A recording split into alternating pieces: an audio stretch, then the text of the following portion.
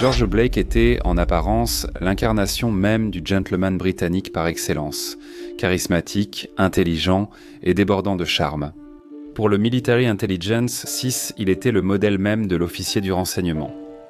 Cependant, sous son apparence soignée se cachait un homme qui avait toujours le sentiment de ne jamais vraiment appartenir à ce monde. Séduit par la promesse d'une utopie communiste et désabusé par les tactiques militaires de l'OTAN pendant la guerre de Corée, Blake tourna le dos à son pays, trahissant des secrets nationaux et des collègues agents au profit des soviétiques durant les années 1950 de la guerre froide. Contrairement à beaucoup de ceux qui l'avaient trahi, Blake a vécu une longue vie derrière le rideau de fer à Moscou grâce au Kremlin. Avec des décennies pour réfléchir à ses choix de vie, il déclara qu'il n'éprouvait aucun regret. Jusqu'à la toute fin, il est resté satisfait de ses décisions, la conscience tranquille. Il croyait que dans le monde de l'espionnage, personne n'est vraiment innocent.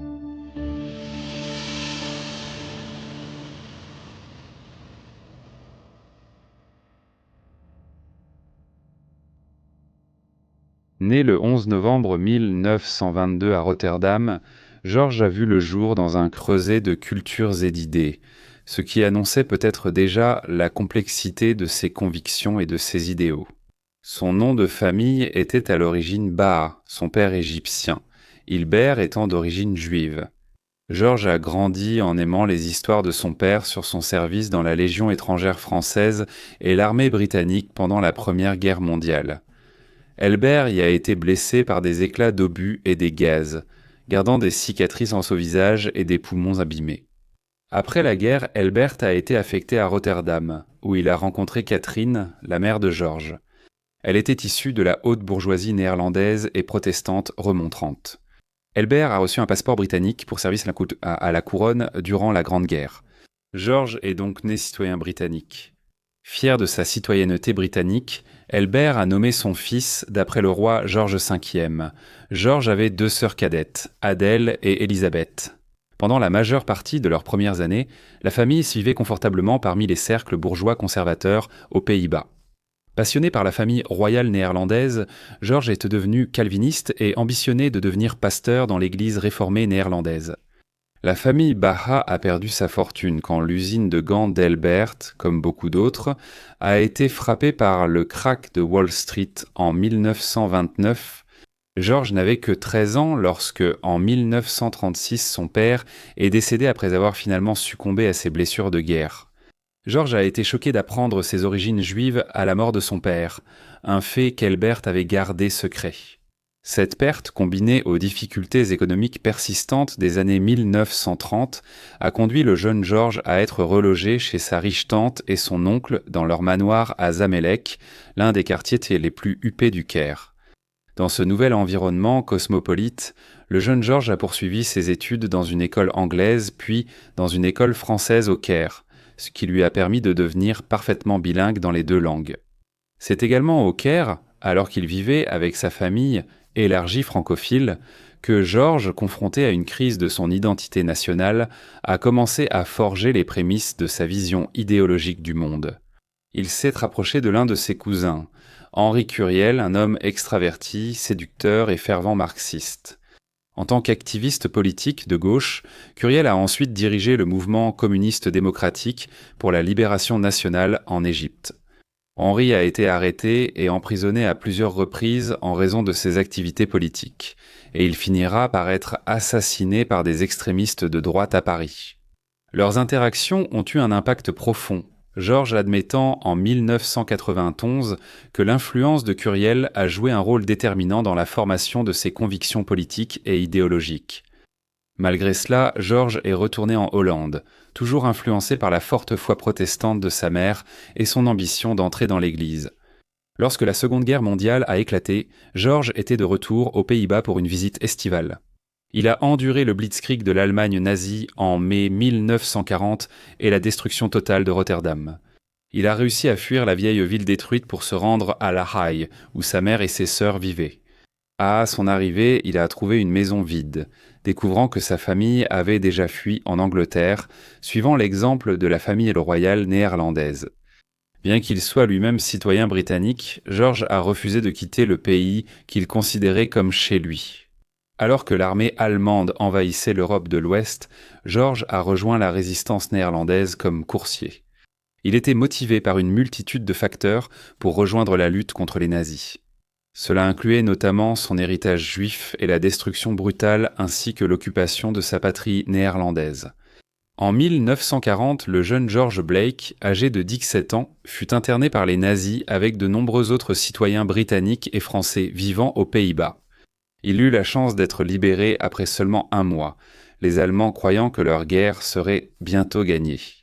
Pendant près de 2 ans après cela, George Blake travailla pour un groupe de résistance locale, esquivant les patrouilles allemandes pour distribuer un journal clandestin dont le principal objectif était de mobiliser la population locale à la cause des Alliés et de donner l'espoir qu'Adolf Hitler serait bientôt vaincu.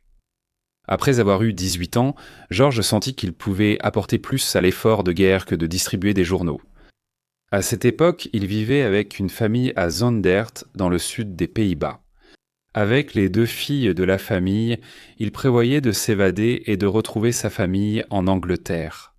La première étape de son voyage était de franchir la frontière néerlandaise vers la Belgique, un défi en raison de l'occupation nazie des 2 pays. Il se dirigeait discrètement vers la frontière. Un dimanche matin, le groupe pensait que la partie était finie avant de commencer. Après avoir été confronté à un soldat à seulement 100 mètres de l'endroit où il comptait traverser. Blake avait été soulagé en découvrant que ses 2 compagnes connaissaient qui est le soldat qui s'approchait. Un Austro-Allemand qui fréquentait leur église catholique locale. Soulagé, George fut autorisé à franchir la frontière et entrer en Belgique. Il poursuivit son périple éprouvant à travers la France occupée et jusqu'en Espagne, où son voyage fut brusquement interrompu. En Espagne, il fut interné pendant 3 mois en prison, jusqu'à ce que Franco réalise les difficultés de l'Allemagne et décide de rendre l'Espagne neutre au début de 1943. À sa libération, Georges était déterminé à poursuivre son voyage, continuant vers Gibraltar. Il est finalement arrivé à Londres en janvier 1943, força sachant on saïdissant leçon. À son arrivée, il a été brièvement détenu pour une enquête de sécurité à la Royal Victoria Patriotic School à Wandsworth.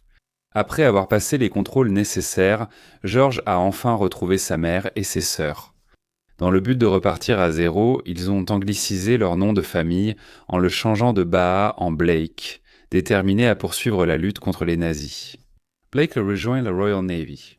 Peu de temps après avoir terminé sa formation, il a appris l'existence d'une branche de la marine appelée le service spécial, pour laquelle il s'est immédiatement inscrit. À sa grande déception, cela n'avait rien à voir avec le travail de renseignement ou l'espionnage. Il fallait en réalité piloter des mini-sous-marins biplaces bantons conçus pour entrer dans les ports ennemis et poser des explosifs sur les navires Tanzake. La déception de Blake fut de courte durée, car il fut jugé inapte à ce rôle en raison de sa tendance à s'évanouir lorsqu'il se trouvait sous l'eau dans le sous-marin. Cependant, sa maîtrise du néerlandais et de l'allemand, ainsi que le temps qu'il avait passé dans la résistance, attirèrent l'attention du service secret de renseignement, le service secret de renseignement. Peu de temps après, en 1944, un recruteur du service secret de renseignement engagea George Blake, lui donnant ainsi son premier aperçu des activités secrètes au sein des services criminels secrets britanniques. Blake a rejoint la section P8, la section néerlandaise. Là, il soutenait les mouvements de résistance en Europe, notamment en aidant à former les agents envoyés aux Pays-Bas et en travaillant à décoder et traduire le matériel qu'ils renvoyaient prendre. Il s'est rapidement forgé une solide réputation parmi ses pairs et a vite été repéré pour une promotion par ses supérieurs. En septembre 1945, le Military Intelligence 6 a envoyé Blake à Hambourg pour sa première expérience dans les opérations de terrain.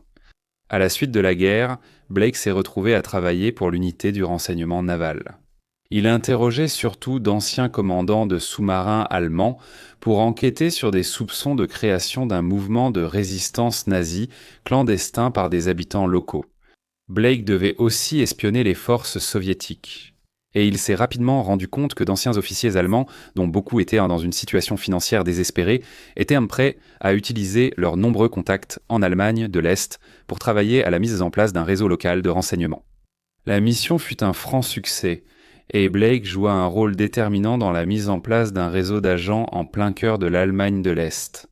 Ce succès combiné au talent de Blake pour les langues fit que le Military Intelligence 6 l'envoya à l'université de Cambridge à son retour en Grande-Bretagne.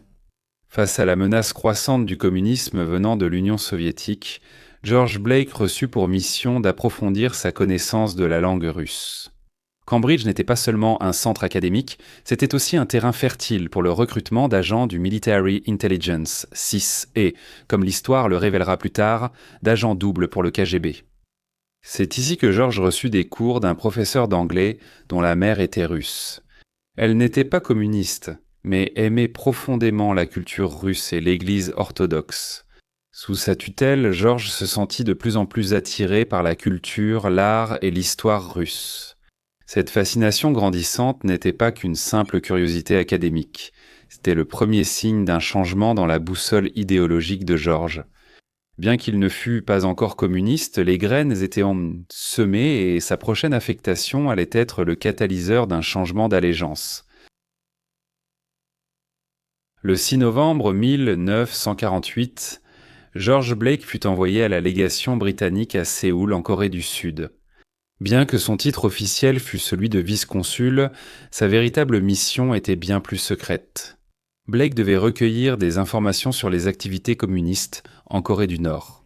La Chine et la Corée du Nord, à l'est de l'Union soviétique, étaient un champ de bataille idéologique. Après sa division le long du 38e parallèle en 1948, l'Union soviétique soutenait le Nord, tandis que les États-Unis appuyaient un régime farouchement anticommuniste au Sud.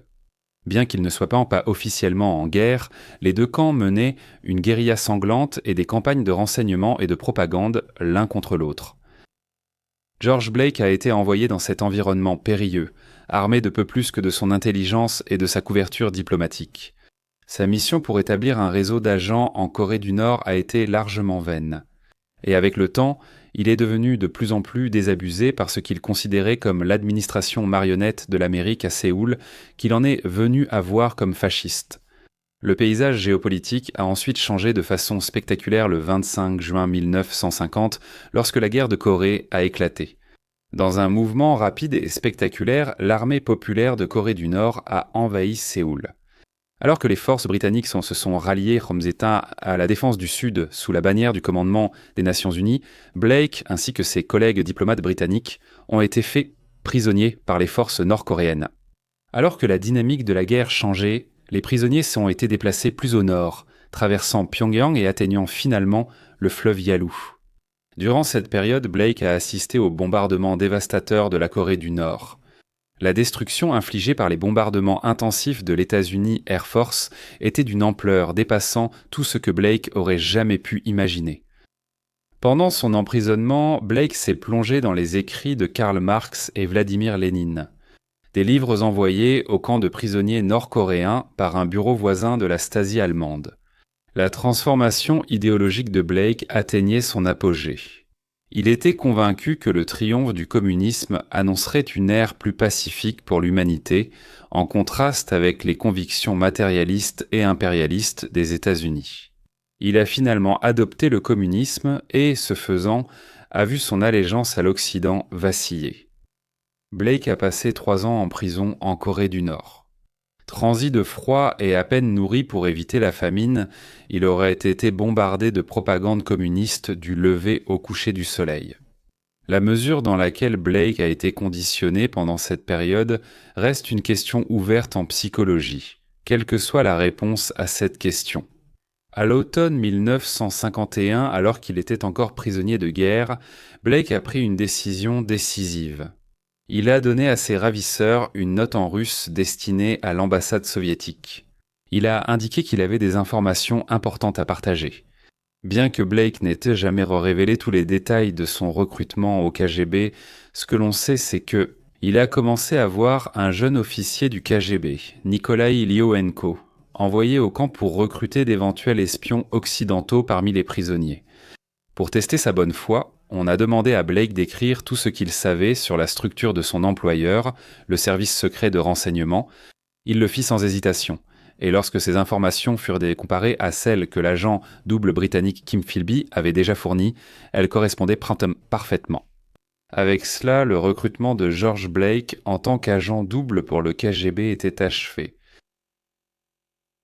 Joseph Staline est mort le 5 mars 1953 avec la nomination de Nikita Khrouchtchev comme nouveau Premier ministre de l'Union soviétique. Les tensions entre l'Est et l'Ouest commencèrent à s'apaiser quelque peu. Des mesures furent vite prises pour libérer Blake et ses compagnons lors d'un échange de prisonniers. À son retour triomphal en Angleterre le 22 avril 1953, Blake était destiné à gravir les échelons du Military Intelligence Forces. Pourtant, tout ce temps, il menait un dangereux double jeu. Aux yeux du monde, il était un officier du renseignement britannique loyal et un ancien prisonnier de guerre héroïque. Pourtant, en réalité, il était l'agent en poste le plus prometteur du KGB au sein du renseignement britannique. George Blake, dont Todic et nom de code Diomide, était sur le point d'emprunter la voie de l'infamie. En septembre 1953, George Blake reprit son travail pour le service secret de renseignement et fut affecté à ses bureaux aux 2 Carlton Gardens. Là, il rencontra Gillian Allen, secrétaire du service secret de renseignement, et commença à sortir avec elle. George hésitait à se marier, sachant que sa décision de trahir son pays finirait par entraîner Gillian sur une voie sombre et compliquée. Néanmoins, Gillian persista avec George, si bien qu'ils se marièrent en septembre 1954. Le couple eut ensuite 3 enfants ensemble, tous des garçons nommés Anthony, James et Patrick. Moins d'un mois après son retour en Angleterre, Blake rencontra l'agent du KGB Sergei Kondrachov. Jeune officier du renseignement en pleine ascension, il avait été envoyé par le KGB pour gérer la taupe de Moscou au Military Intelligence Forces. Kondrachov venait d'intégrer la direction du renseignement extérieur du KGB. Cela signifiait que sa photo n'était pas encore dans le dossier du Military Intelligence, 5 sur les espions soviétiques connus, ce qui lui permettait de passer complètement inaperçu. La première rencontre entre l'espion et son agent traitant était l'occasion pour eux de faire connaissance et de discuter de la logistique. Y compris le besoin de Blake d'un appareil photo pour photographier des documents classifiés, Kondrachev a rapidement fourni le matériel nécessaire. Et il n'a pas fallu longtemps avant que Blake commence à transmettre des quantités de documents ultra secrets du Military Intelligence, 6 au KGB. Blake deviendra plus tard connu sous le nom d'espion de l'heure du déjeuner, profitant de l'absence de ses collègues partis déjeuner pour photographier des documents classifiés. Il était méticuleux dans ses méthodes, utilisant un appareil photo miniature, Minox, pour prendre environ 200 clichés par mois. Il ne photographiait que les documents auxquels il avait un accès légitime dans le cadre de ses fonctions, évitant ainsi de susciter des soupçons. Contrairement à beaucoup de ses contemporains traîtres, Blake n'était pas poussé à trahir pour un gain personnel. Il n'a laissé aucune trace de richesse ou de luxe. Au lieu de cela, c'était un homme animé par une conviction idéologique, une croyance dans le communisme et peut-être un espoir naïf de combler le vaste fossé entre l'Est et l'Ouest. Mais dans le monde de l'espionnage, les secrets finissent toujours par être révélés et la double vie égarée de Blake allait finir par se défaire. En avril 1955, George Blake reçut une nouvelle affectation à Berlin, alors ligne de front idéologique de la guerre froide. En déménageant sa famille en Allemagne, il était basé dans les bureaux du service secret de renseignement rattaché au stade olympique d'Hitler.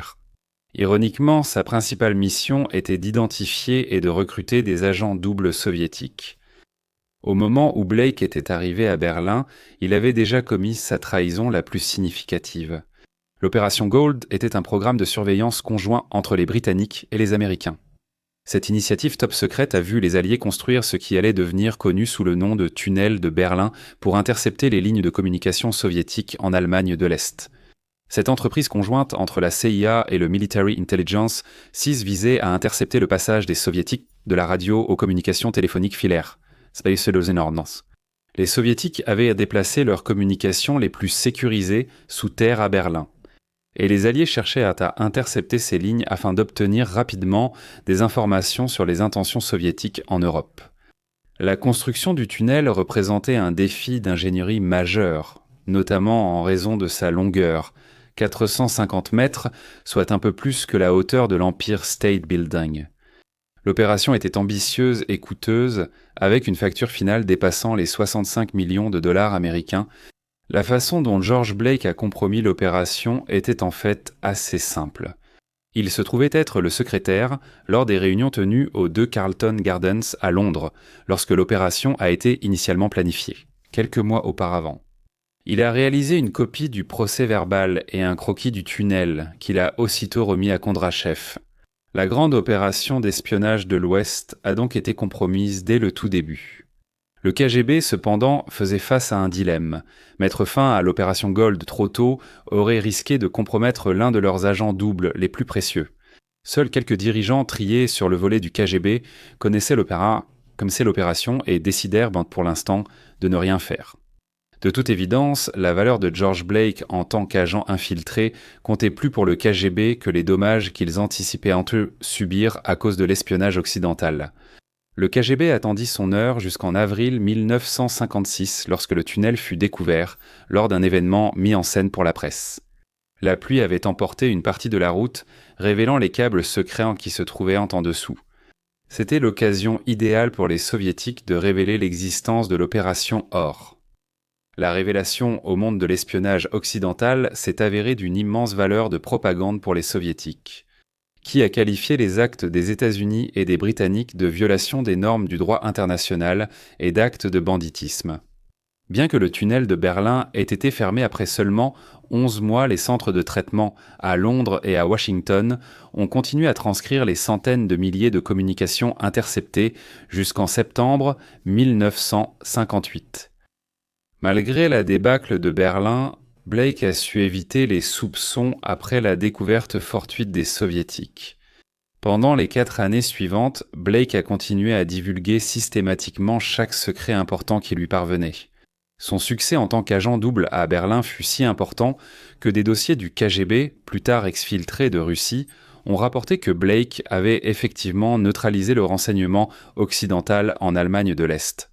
Aussitôt que le Military Intelligence et SIS recrutaient des agents, ils étaient compromis par Blake, arrêtés par le KGB et soit emprisonnés, soit exécutés. Mais toutes les bonnes histoires d'espionnage doivent de finir un jour. Et comme c'est si souvent le cas, la chance de Blake allait finir par tourner à cause d'une trahison venant de l'intérieur. Au début de l'année 1958, l'envoyé américain à Berne, en Suisse, reçut une lettre déconcertante. À l'intérieur se trouvait une autre note scellée, adressée spécifiquement au directeur du FBI, J. Edgar Hoover. Écrite en allemand, la lettre était signée « Eckenschütz », signifiant « tireur d'élite » en anglais. Au lieu d'être remise à son destinataire prévu, Hoover, le message est parvenu à la CIA. Au fil des mois, l'informateur anonyme révéla des secrets soviétiques aux responsables américains.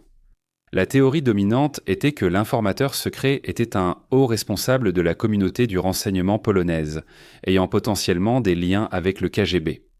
Les informateurs non sollicités étaient là toujours accueillis avec une bonne dose de scepticisme, étant donné la possibilité qu'une telle personne soit une taupe soviétique.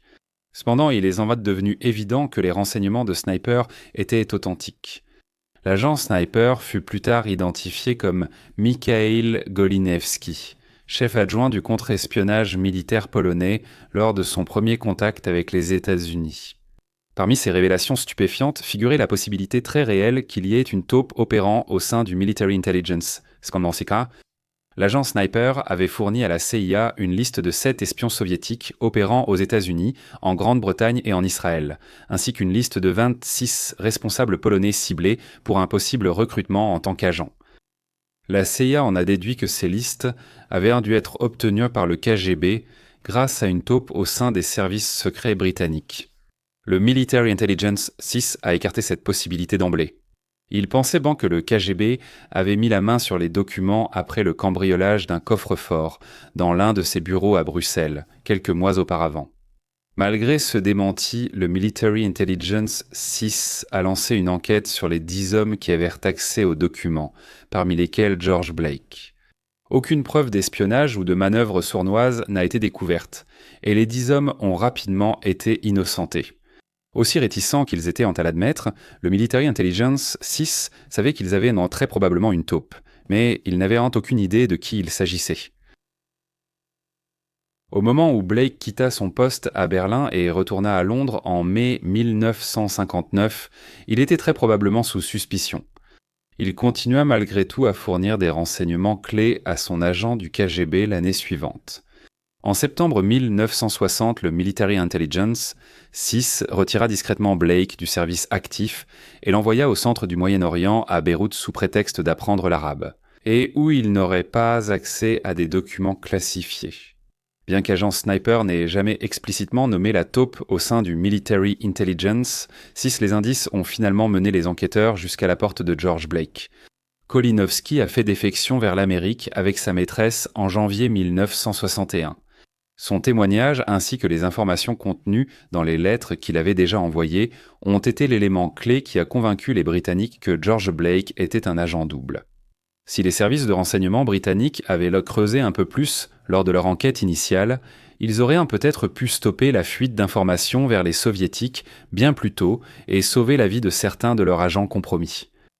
Pourtant, les renseignements britanniques ont poursuivi et rassemblé méticuleusement des preuves pour préparer un interrogatoire crucial de leur principal suspect.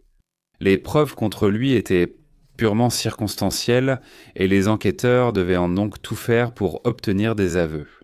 Alors que l'étau se resserrait autour de Blake et que Golanowski était en sécurité dans une planque de la CIA après sa défection, Blake fut rappelé à Londres le 3 avril 1961. Bien qu'on lui ait dit que le but de son voyage à Londres était de passer un entretien de routine concernant sa prochaine mission, Blake était inquiet. Avant de quitter Beyrouth, il rencontra une dernière fois son agent de liaison soviétique sur une plage déserte. On lui dit de ne pas s'inquiéter, que Londres ne soupçonnait rien. Faisant confiance aux renseignements du KGB, il partit pour l'Angleterre, laissant derrière lui sa femme enceinte et ses 2 fils. Dès son arrivée au service du personnel du service secret de renseignement à St. James's Park, George Blake sut que la partie était terminée. Il fut accueilli par un comité sévère composé d'agents du Military Intelligence, SIS, et de la CIA, qui au cours des 48 heures suivantes le soumirent à un interrogatoire intense. Il fut bombardé de preuves de ses activités d'espionnage et interrogé sans relâche. Malgré les preuves accablantes, Blake nia tout avec fermeté, restant calme sous la pression. Il semblait que, contre toute attente, Blake avait pris le dessus lors de l'interrogatoire. Cependant, la persévérance de l'interrogateur épuisa Blake au fil d'un entretien prolongé jusqu'au petit matin. Il a finalement craqué. Lorsque les agents de la CIA ont suggéré à Blake qu'il avait été torturé alors qu'il était prisonnier en Corée du Nord et forcé de devenir espion, Blake a immédiatement nié cela. Il a instinctivement affirmé que travailler avec les soviétiques était entièrement sa décision. En prononçant ces mots, Blake avait scellé son destin. En réalisant qu'avec un simple lapsus, sa couverture était alors bel et bien compromise, la résistance de Blake s'effondra. Il commença à coopérer avec les enquêteurs de la CIA et du Military Intelligence, SIS révélant l'ampleur et les détails de sa trahison avec une franchise surprenante. La confirmation des pires craintes du Military Intelligence, SIS provoqua une onde de choc au sein de l'organisation et dans l'ensemble de la communauté du renseignement occidental. L'idée qu'il puisse être trahi par l'un des leurs, qui plus est un homme ayant enduré des années de captivité pour son pays, était presque inconcevable. Blake avoua avoir transmis à son agent du KGB la liste complète du personnel du Military Intelligence, 6 mois. L'emplacement de toutes ses planques, son ordre de bataille et ses postes avancés à travers le monde. Les dégâts causés par Blake aux services de renseignement occidentaux furent jugés bien pires que ceux de Philby. Selon les propres aveux de Blake, il avait compromis près de 400 agents occidentaux opérant secrètement derrière le rideau de fer, alors qu'il avait déjà causé d'immenses dégâts à la Grande-Bretagne. La partie était enfin terminée et il était temps pour George Blake de faire face à un jury composé de ses pairs. En mai 1961, George Blake comparaissait devant l'Old Bailey pour ses crimes d'espionnage. Selon l'Official Secrets Act, la peine maximale pour une infraction était de 14 ans. Cependant, les actes de Blake ont été divisés en 5 périodes, menant à 5 chefs d'accusation distincts. Le 3 mai 1961, Blake était dans le box des accusés et a plaidé coupable à tous les chefs d'accusation. Une grande partie du procès s'est déroulée à huis clos, officiellement pour protéger les secrets du renseignement britannique, mais plus probablement pour éviter au gouvernement d'autres embarras. Le Lord Chief Justice, Lord Parker de Waddington, a prononcé la peine maximale possible. 14 ans pour chacune des 3 accusations d'espionnage à purger consécutivement et 14 ans pour les 2 autres chefs à purger ensemble. Cela constituait une peine totale de 42 ans, la plus longue jamais infligée sans perpétuité par un tribunal britannique. Blake a exprimé sa stupéfaction de recevoir une peine aussi sévère, étant donné qu'il avait pleinement coopéré avec les autorités et avait plaidé coupable. La sévérité de la peine n'a pas suffi à dissiper les questions persistantes concernant l'intégrité de la communauté du renseignement britannique. À l'issue du procès, le Premier ministre Harold Macmillan, déjà gêné par d'autres défaillances du de soi-disant service secret, a cherché à minimiser la gravité des trahisons de Blake devant le Parlement, affirmant que, bien que Blake ait nui aux intérêts nationaux, les dommages n'étaient pas irréparables. Mais la réalité était bien plus sombre. Alors que Blake soutenait qu'aucun des agents qu'il avait compromis n'avait subi de préjudice physique, les évaluations du Military Intelligence, (SIS), dressaient un tableau bien différent. On estimait qu'au moins 40 des quelques 400 agents compromis par Blake avaient retrouvé une fin prématurée aux mains du KGB. La CIA a reconnu l'affaire Blake pour ce qu'elle était, une violation profonde et préjudiciable des efforts de renseignement alliés contre les soviétiques. Blake avait révélé tous les moindres détails, des méthodes d'espionnage occidentales et des structures de renseignement auxquelles il avait pu avoir accès. La découverte de sa trahison a forcé une refonte complète des protocoles de renseignement britanniques. Les répercussions du procès ont continué à se faire sentir dans les mois et les années qui ont suivi. Les tentatives de Macmillan pour minimiser les dégâts ont été accueillies avec scepticisme par le public, et la révélation ultérieure d'autres espions et scandales a encore érodé la confiance du public.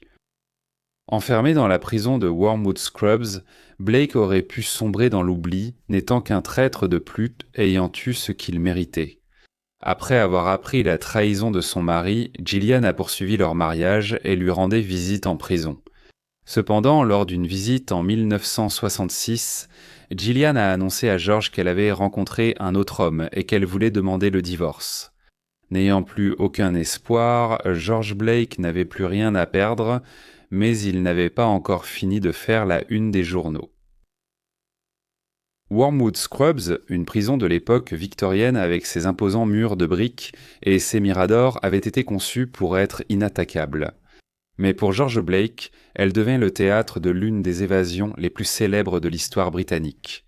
En 1961, Blake entra dans cette forteresse, un lieu dont même le nom inspirait de la compassion pour ses détenus.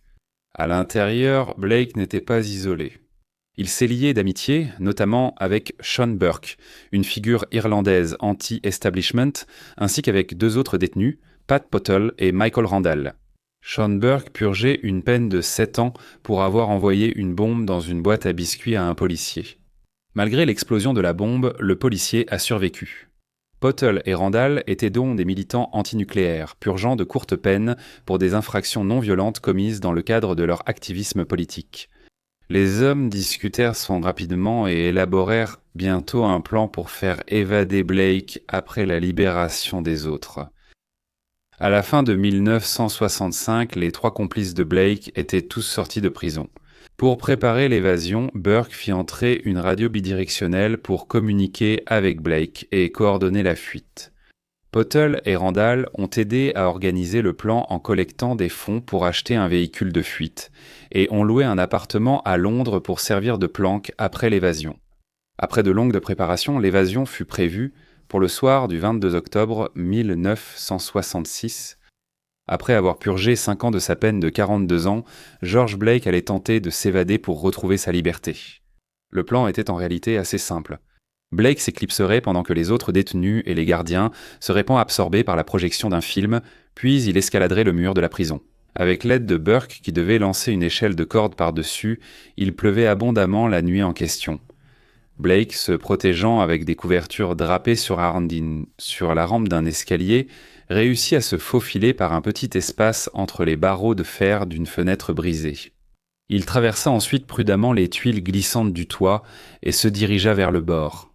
Avec agilité, il attrapa la gouttière et descendit au sol, se plaquant contre le bâtiment de la prison, dans la faible lumière des lampadaires de la cour de la prison. Après ce qui lui parut une éternité, il vit enfin l'échelle lancée par-dessus le mur.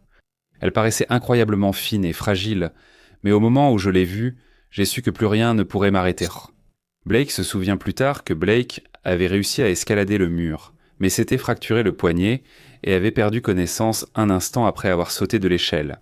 Alors qu'il se laissait tomber au sol, Burke a poussé Blake dans la voiture de fuite et le duo s'est ensuite enfui à toute vitesse dans la nuit. Leur fuite ne s'est pas faite sans accroc. Dans leur précipitation à partir, Burke a percuté un véhicule arrêté pour des piétons. Malgré les regards étonnés des passants, ils ont réussi à poursuivre leur route et à atteindre leur planque en quelques minutes. L'absence de Blake à la prison de Wormwood Scrubs a déclenché l'une des plus grandes chasses à l'homme de l'histoire britannique. Les agents de l'histoire ont fouillé aéroports et ambassades. De fausses rumeurs circulaient selon lesquelles Blake allait être exfiltré du pays en se cachant dans un étui de harpe appartenant à l'orchestre d'État tchécoslovaque.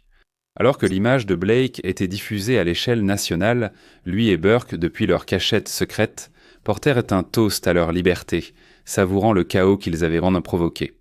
Dans les semaines suivantes, des rapports signalèrent la présence de Blake partout dans le monde. Informés par un tuyau, les autorités australiennes ont encerclé un avion à Sydney et inspecté les passagers pour détecter tout déguisement, sans retrouver Blake. Pendant que tout cela se passait, Blake restait caché à Londres. Blake et Burke étudiaient comment le faire passer en Russie clandestinement, allant de se teindre la peau en brun comme forme de déguisement à simplement courir jusqu'à l'ambassade soviétique à Londres pour demander l'asile. Après de longues délibérations, Blake et Burke décidèrent de le faire sortir clandestinement dans une cachette secrète d'un camping-car.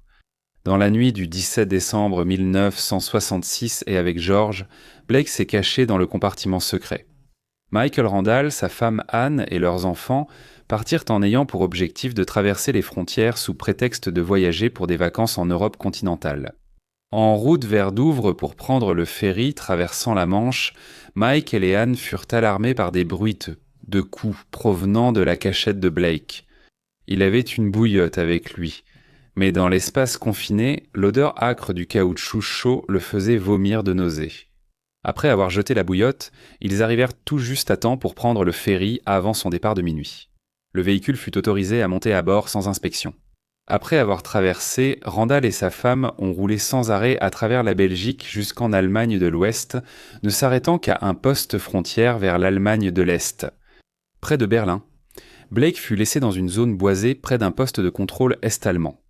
Un officier de l'armée, surpris par l'affirmation de Blake d'être anglais, contacta le KGB. L'ancien agent traitant de Blake arriva rapidement sur les lieux et l'emmena pour un premier débriefing.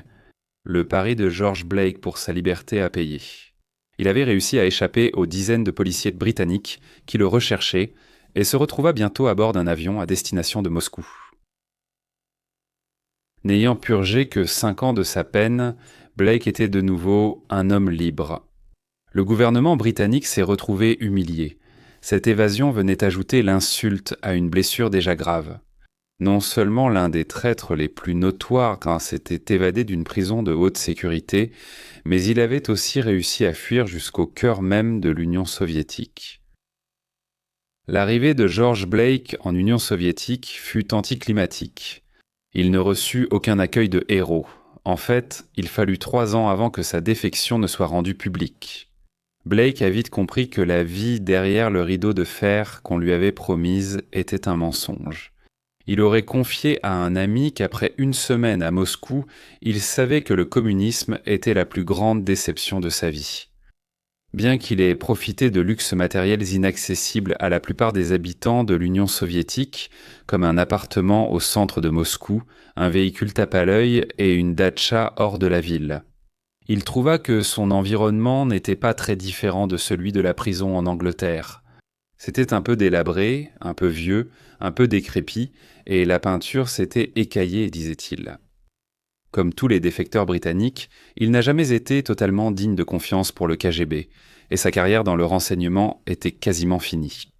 Il n'a réussi qu'à trouver un travail ennuyeux à traduire des textes néerlandais pour un éditeur soviétique.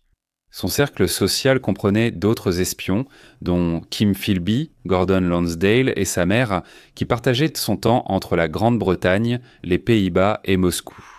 Blake trouvait la séparation d'avec ses 3 enfants, Anthony, James et Patrick, insupportable. Il était bouleversé lorsqu'il a appris que sa femme avait obtenu le divorce en son absence et s'était remariée. Malgré sa nouvelle solitude et sa situation personnelle, la relation de Blake avec le communisme en tant qu'idéologie est restée en grande partie inchangée. Cela malgré les révélations ultérieures sur les véritables horreurs du communisme stalinien. Dans les années 1990, il décrivait le communisme comme une grande expérience humaine et une vision d'une société juste. Au milieu de cette tourmente personnelle, Blake trouva de nouveau l'amour. En 1968, lors d'une croisière sur la Volga, Blake rencontra Ida, qui travaillait comme traductrice de français. Le couple a commencé à sortir ensemble, s'est marié et a ensuite accueilli un fils qu'ils ont appelé Misha. Le travail de Blake pour l'Union soviétique a finalement été reconnu, Blake recevant l'ordre de Lénine et étant nommé colonel du KGB. En 1990, il a rédigé son autobiographie, Pas d'autre choix, détaillant son parcours et les choix qu'il a faits. Le livre reflète sa vision quelque peu déterministe de la façon dont sa vie s'est déroulée, peut-être un vestige de ses croyances calvinistes. Le temps a fini par réconcilier avec ses enfants du premier mariage. Au fil des années, il a continué à recevoir des distinctions. En 2007, pour ses 85 ans, le président russe Vladimir Poutine lui a remis l'ordre de l'amitié. En 2012, Blake, alors âgé de 90 ans, vivait à Moscou avec une pension du KGB dans un appartement sans loyer. L'âge avait affecté sa vue et il était presque aveugle. En 2017, Blake, alors âgé de 95 ans, a été interviewé à la télévision d'État russe. Il a déclaré qu'il n'avait pas perdu foi dans le socialisme en disant « Si je n'y croyais pas, je serais déjà mort. Il a poursuivi en disant qu'il n'avait pas regretté sa vie un seul instant et qu'il regardait l'avenir avec optimisme. Il ne se considérait pas comme un traître britannique, mais comme un marxiste-léniniste engagé. Il affirmait que pour trahir, il faut d'abord appartenir, et qu'il n'avait jamais appartenu. C'était la conviction de toute sa vie. Bien qu'il ait été à la fois citoyen britannique et néerlandais, et qu'il ait eu de l'affection pour les 2 peuples et cultures, il n'était au fond fidèle qu'à son idéologie. Lors d'une conférence de presse à Moscou en 1992, George Blake déclara « Ces personnes trahies n'étaient pas des innocents. Ils n'étaient ni meilleurs ni pires que moi. Tout cela fait partie du monde du renseignement. Si l'homme qui m'a dénoncé venait chez moi aujourd'hui, je l'inviterais à s'asseoir et à prendre une tasse de thé. Malheureusement, beaucoup des hommes que Blake a trahis n'ont pas pu l'inviter à une tasse de thé, étant donné qu'ils étaient eux morts. Quant à Sean Burke, il a rejoint Blake à Moscou, où il a vécu pendant 18 mois. Cependant, la vie en Russie ne convenait pas à l'homme de Limerick. Alors, il était retourné en Irlande. Malgré les demandes du gouvernement britannique, le gouvernement irlandais a refusé d'extrader Burke, invoquant sa participation à l'évasion de Blake comme relevant de l'exception d'infraction politique dans les lois irlandaises sur l'extradition. Faisant de son mieux pour boire jusqu'à la mort, Sean Burke est mort en 1982 d'une crise cardiaque. Pat Pottle et Michael Randall ont finalement été poursuivis en 1991 pour avoir aidé Blake à s'évader de prison. Eux aussi ont été jugés à l'Old Bailey, faisant valoir comme défense que leur acte était moralement justifié. Leur motivation pour aider Blake était la peine de prison inhumaine qui lui avait été infligée et le mauvais traitement qu'il avait subi de la part du système judiciaire britannique. Bien que le juge ait demandé au jury de condamner, cette instruction a été ignorée et les 2 hommes ont été acquittés à l'unanimité. La dernière page du chapitre final de la vie de George Blake s'est tournée le 26 décembre 2020.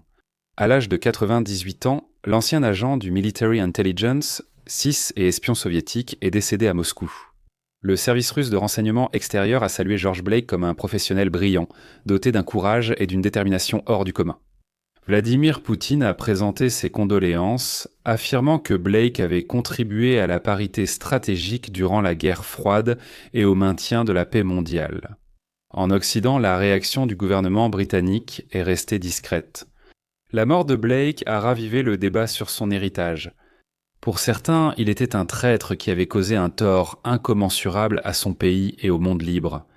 Pour d'autres, c'était un homme de conviction qui avait reçu une peine de prison injuste. George Blake a été enterré dans un cimetière de Moscou, dans la ville qui avait été son foyer pendant plus d'un demi-siècle.